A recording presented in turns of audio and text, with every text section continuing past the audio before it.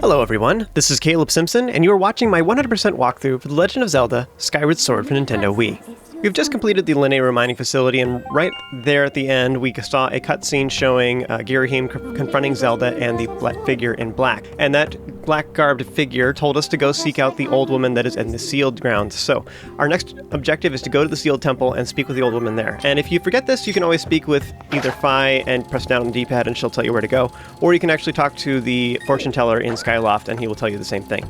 Now, before you leave, you can also use the beetle to collect the rupees on the pillars. This doesn't actually do anything.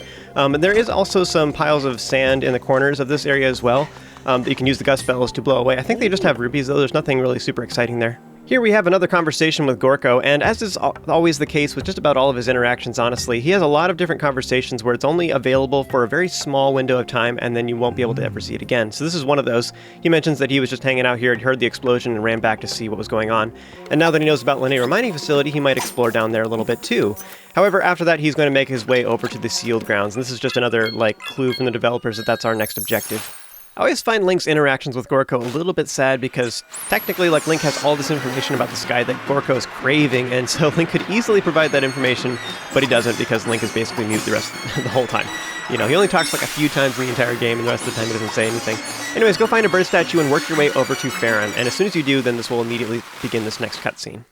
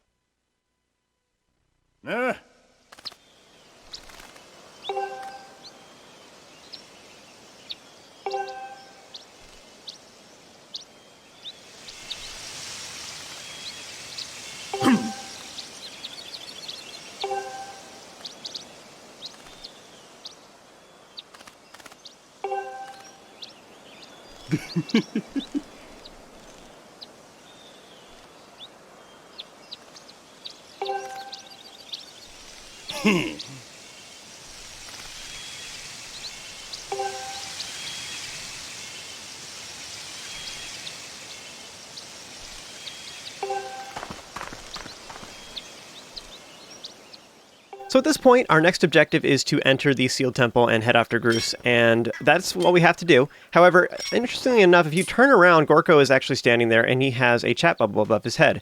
So I'm actually going to speak with him in a moment. However, I'm going to snip this little clip out, and I'm going to put it more towards the end of the video, because Gorko is talking about Goddess Walls and Gossip Stones. So Goddess Walls and Gossip Stones, and we'll talk more about that here towards the end of the video. So right now we're continuing on with main storyline stuff. I'm just going to show that clip at the end. So head on into the sealed temple.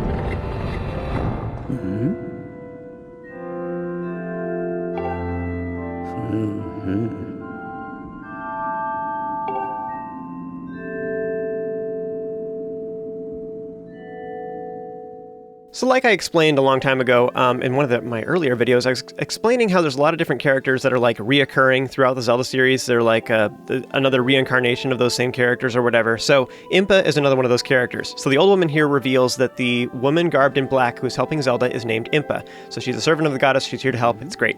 She also reminds us that Zelda gave us the harp at the end of that whole section, and we now have the harp that we can use whenever we want. You can actually pull it out right before we ever got here by pressing up on the D-pad, and you can play the harp whenever you want, which is kind of neat. So you can press it right now, so press up on the D-pad, then you hold A and swing back and forth with the Wiimote to play it. Now here is how it works. You strum left or right, so first you pick a direction. I'm watching Link's hands, so I moved over to the left, his hands moved to the left, so then I pressed A to start strumming.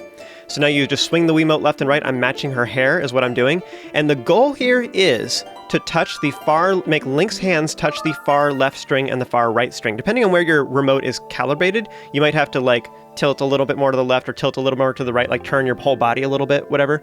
So you might have to do something like that. Just be aware of that your calibration might matter for this. So whenever you start doing this, I recommend you actually watch Link's hands. So right here, I'm watching Link's hands at the beginning just to make sure I'm doing a full strum. So swing to the right, that's the far distance, swing to the left, now I got a good idea of it. But that's the trick. You have to do a full strum in order for this to work. Otherwise it will freak out and it won't work. So what I'm doing is I'm actually watching the outer ring. I'm watching the far right side. When it's all the way to the far right, then I swing right. When it goes to the middle, I swing left. So that's what I'm watching. And the only other piece of advice I would give is that I feel like you have to start swinging just a smidge early, just a little bit early. And again, you can watch my hands in relation to the Wiimote to kind of see where that is as far as timing. The harp is probably the #1 thing that people really complain about with this game, so as far as negatives, and it's understandable because it can be fairly frustrating, but those are the two big tips I would give you is strum just a smidge early, have good timing, and then just make sure you're doing a full strum. That's the trick, is it has to go all the way left, all the way right. If it's off by one string, it doesn't count and it will not register it. And if all else fails, you can just play my video and play your game at the same time and just match my hands, and then you'll get through this just fine.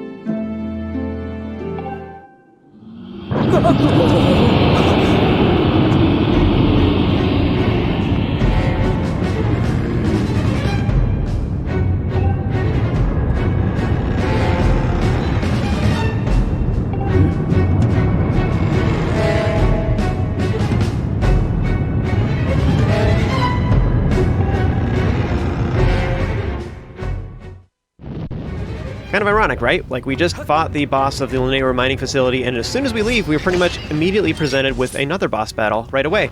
Now, before you head outside, I would recommend that you slash the nearby jars and grab the fairies that are inside, the fairy, singular, that's there, and fill up your bottle with that. You can also sit on the stool to regenerate any health you may be missing, although I don't know why you would be hurt. Most people just got the heart container, so we should be good. But just in case. The thing I think is interesting about this, though, more so, is just the fact that the old woman has different dialogue.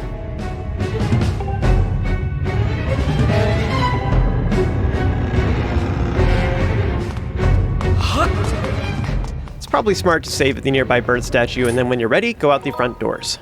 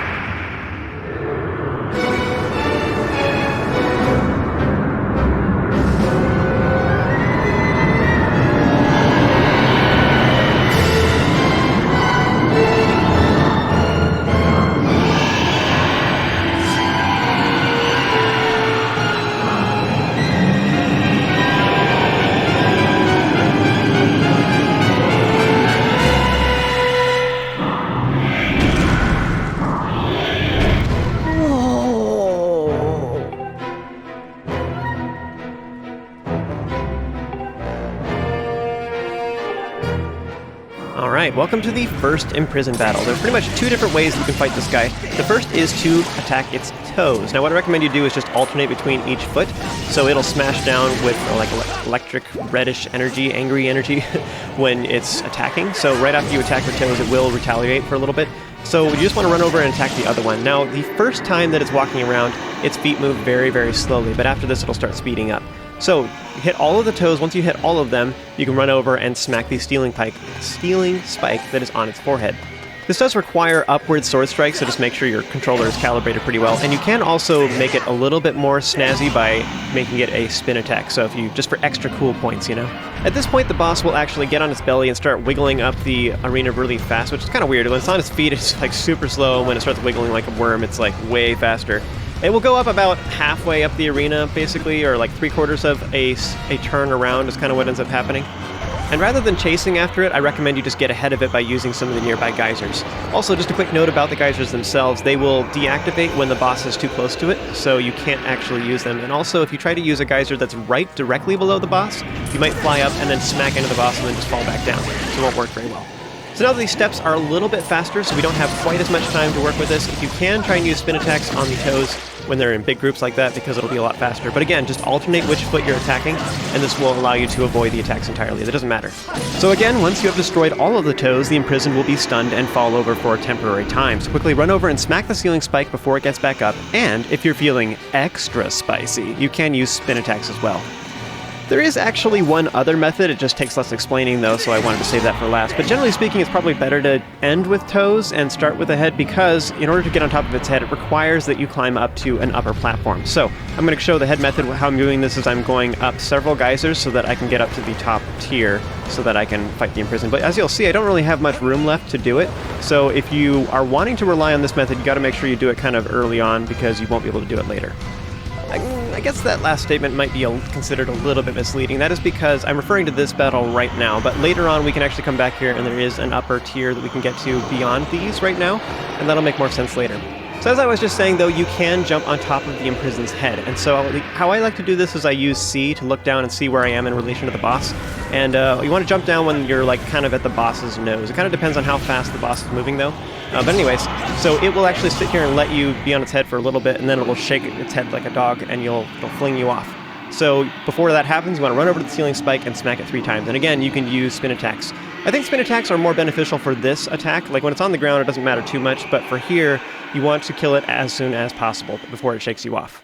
So the 3rd time you have demolished the ceiling spike, this will defeat the Imprisoned. Congratulations.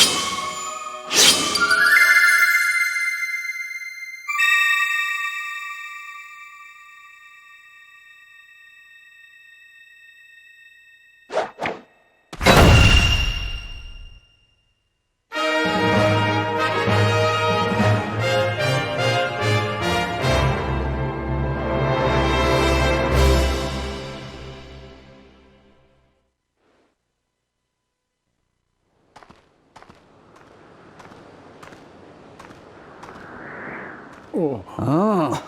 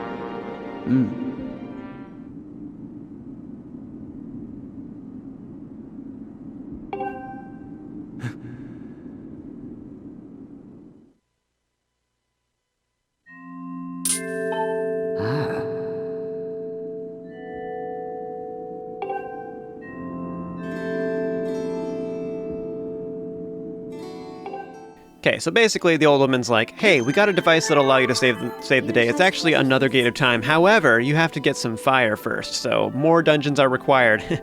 Arbitrary plot device. Got it. And then as you're leaving, Fi also reiterates some of the same information and indicates that you need to go back to Skyloft and go find somebody that knows about these Ballad of the Goddess. Okay, so go to Skyloft first. Check. So we're actually going to do that in the next video. The end of this video is just going to be talking about Goddess Walls and Gossip Stones. Now, I did mention before we entered that there was an optional, conversation you could have with Gorko before you ever entered the sealed grounds, so I'm going to show that real quick. This is right when we landed, before we entered the sealed temple and fought the Imprisoned. So before you ever actually enter the temple, right after that, cinematic with Groose, then here's the conversation that you have with Gorko.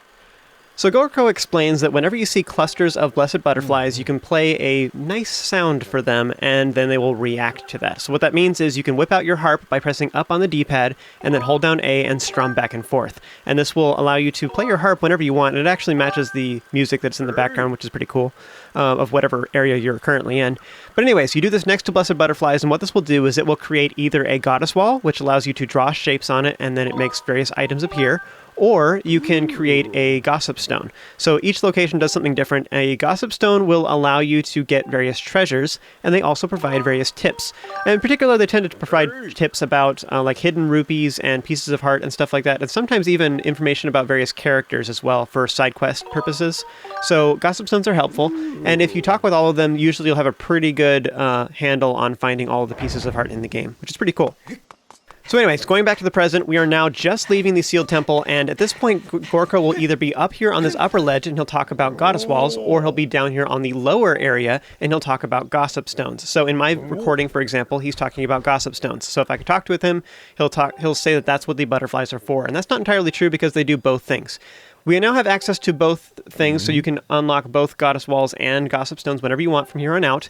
However, he, in this particular location, will offer you a piece of heart if you can successfully draw the correct shape that he talks about if he's on the upper platform. It's kind of weird. I don't know why the game branches off like this, so at this point, if he's on the upper platform, you talk to him first, figure out what shape he wants, and then you draw that on the Goddess Wall. He will give you a piece of heart in reward. So he does not doing that for me right now. I need to go complete a dungeon, then come back, and then he'll be up on the upper platform, and I can go get that. So that's what's going to happen for me. I'm just doing the Gossip Stone here because that's what he's talking about. There's actually another Gossip Stone. I think I did not get it in this recording, but it's off to the left. Like, if you're facing towards the vines, there's a little area off to the left where there's some more woodland rhino beetles up against the wall, and back there's some more blessed butterflies, and I'm pretty sure there's another Gossip Stone back there. So yeah, you should totally go play for that Gossip Stone as well and get treasure for that. I totally forgot to in this recording. Anyways, the other thing you should know is if you have the Goddess Walls instead, you should totally talk with Gorko first, get the shape, and draw it on the wall. Now, if you're unsure what the shapes are, you can check out my guide over on zeldadungeon.net for the Goddess Walls, and I'll put a link in the description that shows all the pictures of the various shapes you can draw. So I guess final instructions on Goddess Walls. How that works is you charge a Skyward Strike, and then it allows you to draw on the wall, and you can draw different shapes to get different things. So again, refer to the Goddess Wall guide, and that'll give you more details about that. And I'll talk more about that later in the walkthrough as we get to them as well. So next I'm actually going to collect a bunch of bird feathers as long as we're here, because this is actually one of the locations where you get some guaranteed birds. I don't know if it's necessarily the most efficient per se. If I look at my inventory, you'll see that I actually have 7 white bird feathers, and I have 4 blue bird feathers. Now, as I explained a little while ago, I actually had 2 different game files. Like, what happened is I played through the game, and then my earlier recordings got screwed up. So I had to replay through the game. My second playthrough, I just played up until the linear mining facility. So that's what happened. So the recordings you've been watching are actually my second playthrough. The recordings you've been watching so far have been my second playthrough. Now we're back up to the point where we're doing my first playthrough. In my first playthrough, I did run around and get a little bit more treasure, so I do have some more blue bird feathers. In my first play session, I think I only had 1 or 2 at this point. Anyways, so what I'm doing is I'm just running back and forth and hopefully getting some bluebird feathers, which I did, sure enough, right there. In total, we need 5 regular feathers and 5 bluebird feathers for all of the upgrades in the entire game, so that's what I did real quick. Just so that way we don't have to worry about it from here on out. You can collect some various bugs and stuff here, and then I think a little bit later in this recording I turn around and you can see back into that corner. There's actually no blessed butterflies in this particular video. I think actually maybe they just move around, because I know the upper platform, they don't have birds, or they don't have butterflies up there at the moment either, and that means that we can't do the goddess wall up there right now. So maybe this is one of the only locations where the blessed butterflies move around.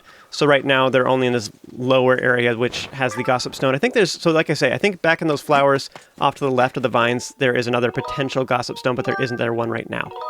Alright, so that's all for this video, folks. Join me for the next one where we will head back to Skyloft.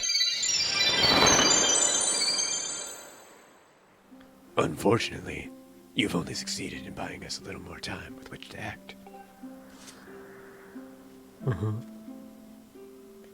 The behemoth you beat back into the confinement is a horror of unspeakable power. It was really easy, though. Judging by what I saw, it would not be. Granny Batman. Yes, exactly.